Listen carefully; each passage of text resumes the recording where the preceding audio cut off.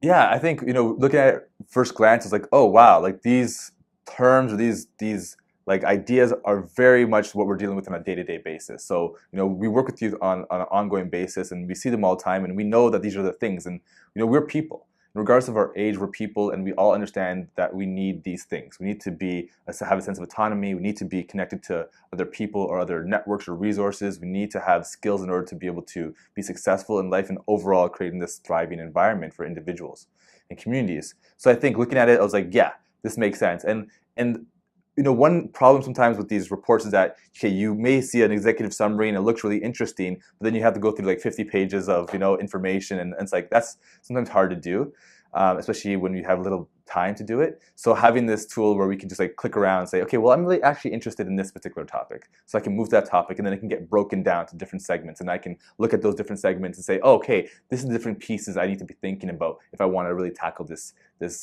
autonomy, for example.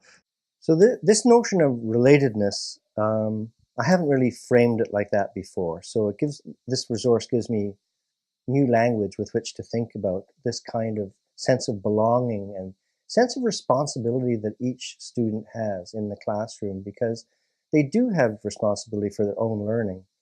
But I think we want more than that. I think we want students to have a responsibility for the learning of the community within that classroom. And this is what Brighter and Scardamilio would call a knowledge building community in essence. It's slightly different from the concept of learning. It's the idea of producing new knowledge for the community that we haven't had before.